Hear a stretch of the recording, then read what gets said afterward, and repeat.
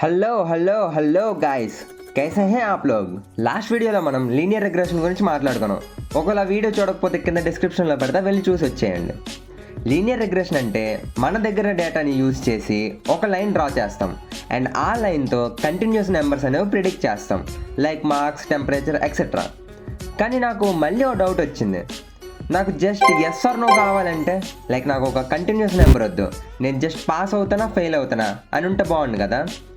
For suppose ఎగ్జాంపుల్గా నేను ఒక ఎగ్జామ్కి ప్రిపేర్ అవుతున్నా, నేను ఇన్ అవర్స్ ప్రిపేర్ అయ్యా అని ఇస్తే నేను పాస్ అవుతానా ఫెయిల్ అవుతానా అని నా మోడల్ ఇస్తే ఇంకా బాగుంది కదా.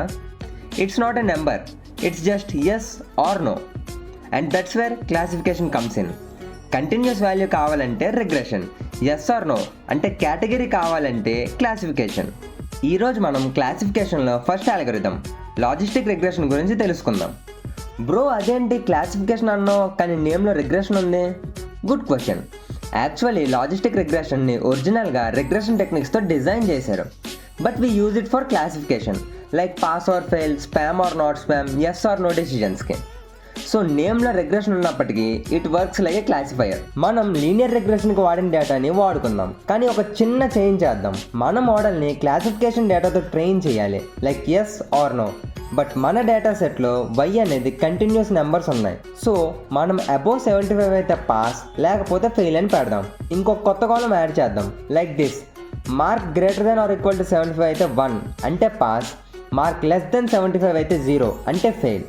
సో మన ఎండ్ గోల్ ఏంటంటే, నేను ఇన్ అవర్స్ చదివితే నేను పాసా ఫెయిలా అంటే 1 ఆర్ 0 అని ప్రిడిక్ట్ చేసి ఇస్తుంది లాజిస్టిక్ రిగ్రెషన్ అనేది. మన దగ్గర ఉన్న డేటాని ఎక్స్ యాక్సిస్లో స్టడీ అవర్స్ అండ్ వై యాక్సిస్లో పాస్ ఆర్ ఫెయిల్ అని సెట్ చేసి గ్రాఫ్ ప్లాట్ చేస్తే ఇలా వస్తుంది. అండ్ మనం లీనియర్ రిగ్రెషన్లో వాడిన లైన్ ఈక్వేషన్ z=mx+cని ఇక్కడ కూడా వాడదాం. ఈ ఈక్వేషన్తో మనకి మార్క్స్ వస్తాయి, లాస్ట్ వీడియోలో చూసాం. కానీ క్లాసిఫికేషన్లో మనకి ఎస్ ఆర్ నో కావాలి, అంటే ప్రాబబిలిటీస్ కావాలి. That's where sigmoid function comes in.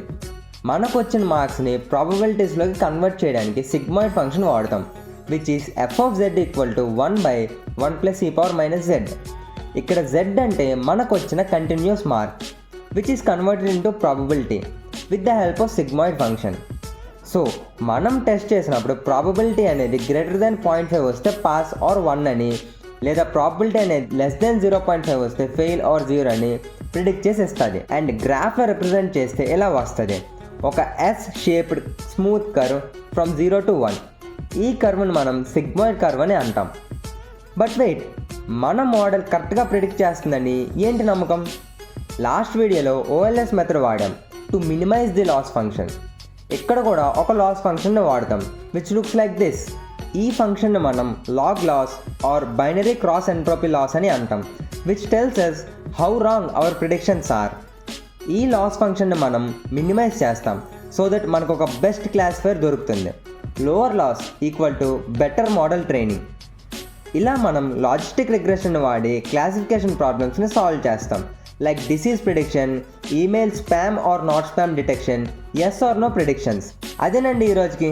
మీరు చూస్తున్నారు ML విత్ ఉప్పు ఇన్సైట్స్. నెక్స్ట్ వీడియోలో ఇంకొక అల్గోరిథంతో మీ ముందుకు వస్తా. Until then, signing of.